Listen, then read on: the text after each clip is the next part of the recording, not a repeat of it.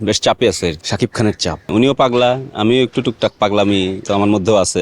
যারা সাকিবিয়ানস আছেন তারা এখনই হতাশ হবেন না, বেশ চাপে আছে আর কি। এখন শাকিব খানের চাপ, রকস্টারের চাপ। টু বি অনেস্ট, আসলে শাকিব খানের চেয়ে বেশি চাপটা আসলে রুশো ভাইয়ের চাপ। হ্যাঁ, উনিও পাগলা, আমিও একটু টুকটাক পাগলামি তো আমার মধ্যেও আছে। তো আমরা এই দুই পাগলা মিলে একটু চেষ্টা করতেছি যে একটু নতুন ধরনের পাগলামি একটু আনা যায় কিনা।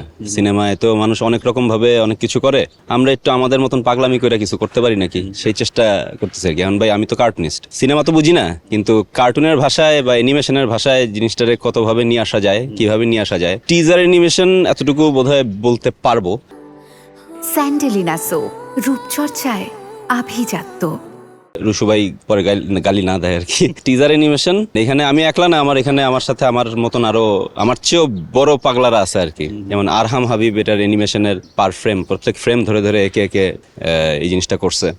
দেন এখানে অ্যানিমেটর হিসেবে আমাদের রাতিন আছে, সাথে আরহামের আরো বেশ কিছু পাগলা ছোট ভাই ব্রাদার আছে যারা এই অ্যানিমেশনে কাজ করছে। So it's not just me product, it's a team product. So animation টিজারটা যেটা আসতেছে সেটা আসলে একটা টিম ওয়ার্ক হইতেছে, এবং সেখানে আমরা কেউই আসলে ছাড় দেওয়ার ট্রাই করতেছি না। আমি হয়তোবা এর মধ্যেই অনেকে এই যে বেশ কিছু পোস্টার এবং পোস্টারের যে টাইটেল নেই, ওই টাইটেলের কাজটাও আমি করতেছি। হোপফুলি এই অ্যানিমেশনের থ্রুতে জিনিসটা রিলিজ হবে। অনেকেই এখনো সমালোচনা করতেছে পোস্টারগুলো নিয়ে, সো পোস্টারের কাজও হোপফুলি আমি করব।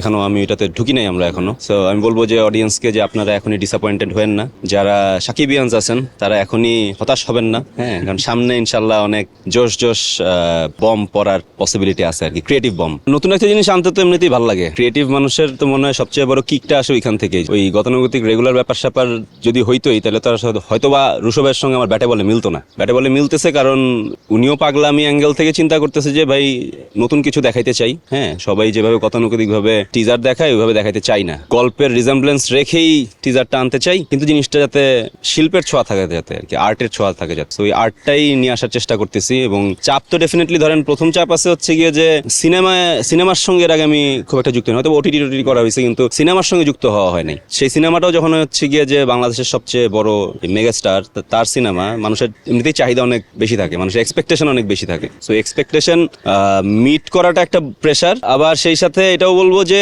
আমার কাছে অন্তত জিনিসটা আর কি এরকম ভাবে আমি দেখতেছি না যে এটা সাকিব খানের জন্য করতেছি বলে ব্যাপারটা এরকম। ব্যাপারটা আসলে বাংলা সিনেমা, আমার তো সিনেমা পছন্দ, বাংলা সিনেমায় ভালো ভালো কাজ হোক সেটাও আমি চাই, এবং সেখানে আর্টিস্টদের ইনভলভমেন্ট থাকুক সেটাও আমরা চাই।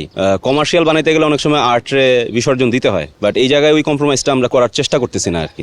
আমরা যতখানি আর্টের জায়গাটা বুঝি, বা আমি নিজে ব্যক্তিগতভাবে আমার টিম যতখানি বোঝে, ওই জিনিসটাই বিউটিফুলি, কোনো রকমের কোনো মানে থাকে না যে তাড়াহুড়া আছে, কি বলে ডেডলাইন আছে, ক্লায়েন্টের প্রেশার আছে, ওই জিনিসগুলো মাথার থেকে সরায় ফেলা একটা জিনিস আনতে চাই। সো ব্যাপারটা যে শুধু সাকিব খান এটাও না, Shakib Khan megastar, Bangla cinema rockstar, Azman Rusho, the entire team, সবারই আসলে এমন কিছু দিতে চাই না যেটা নিয়ে আসলে আমরা নিজেরা ডিসস্যাটিসফাইড হই। রিলিজ করার পরে এরকম মনে না হয় যে ইস আর 10টা মিনিট সময় পাইলে, বা 10টা দিন সময় পাইলে, বা 5টা দিন সময় পাইলে বোধহয় আরো বেটার কিছু করতে পারতাম। ডেফিনেটলি টাইম পাইলে তো করাই যায়, বাট যতটুকু টাইম আমাদের হাতে আছে অতটুকু টাইমের মধ্যে আমরা আমাদের বেস্টটাই দিতে চাইতেছি আর কি। যদি ক্লায়েন্ট এন্ড থেকে বলতো যে হ্যাঁ ঠিক আছে এতটুকুই আমাদের হবে, তাও বোধহয় আমরা এভাবে ছাড় দিতাম না আসলে। আমরা ছাড় যাতে না হয় এই কারণে হয়তো কিছুটা ডিলে হইতেছে, মানুষজনের এক্সপেকটেশনের পারদও বাড়তেছে। আশা করি যেটা আমরা নিয়ে আসবো, আমরা অন্তত স্যাটিসফাইড হয়েই নিয়ে আসবো। মানে অডিয়েন্সের উপরে তো আসলে আমাদের হাত নাই। হ্যাঁ, ওনাদের পছন্দ অপছন্দের উপর তো আসলে আমাদের হাত নাই। এইটা আমি এখনো জানি না আসলে। হ্যাঁ, ওইটা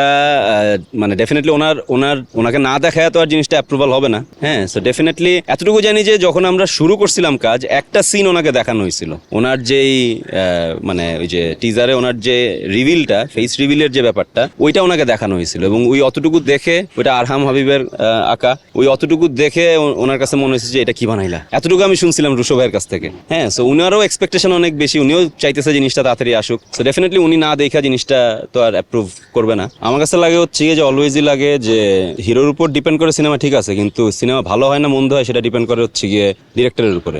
সাকিব খান ওনাকে যদি প্রপারলি ডিরেক্টর কাজে লাগাইতে পারে, তাহলে আসলে যে বম বানানো সম্ভব এটার প্রমাণের আগে আমরা আসলে দেখছি অনেকগুলো সিনেমাতেই আমরা এটার দেখছি। আবার ওনাকে ঠিকমতো ডিরেক্টর যদি কাজে লাগাইতে না পারে, সেটারও ফলাফল আমরা দেখছি যে ডিজাস্টার কিরকম হয়। রুশো ভাইয়ের উপর আমার ওই ভরসাটা আছে, এতটুকু আমি কইতে পারি। আমগো রাজমান রুশো ভাই ওনার কাজের মান ভালো, এটা ওনার প্রথম সিনেমা, এবং প্রথম সিনেমা উনি যেভাবে সিনেমা ভালোবাসে, উনি যেভাবে এই সিনেমাটিক ওয়ার্ল্ডটারে ভালোবাসে, সেই হিসেবে আমার মনে হয় না যে উনি কোনো ওনার প্রথম সিনেমা নিয়ে কোনো এটা কি বলে ছাড় দিবে। আসলে আমি বলবো যে সাকিব খান স্ক্রিনে থাকলে এমনিতেই মানুষ চিল্লাবে, বাট রুশো ভাই ওনার যদি মুন্সিয়ানা 100% দেখাইতে পারে, এবং আশা করি উনি সেই জায়গায় কোনো ছাড় দিবে না এবং দেখাইতে পারবে, ওই জায়গার থেকে আমি বলতে পারি যে ডেফিনেটলি জিনিসটা খারাপ কিছু হবে না। হ্যাঁ, বাট বাকিটা আসলে ডিপেন্ড করবে যে গল্প কিভাবে সাজানো হইতেছে না হইতেছে। গল্পটাও খারাপ না, হ্যাঁ, এর চেয়ে বেশি কিছু তো আর বলতে পারতেছি না।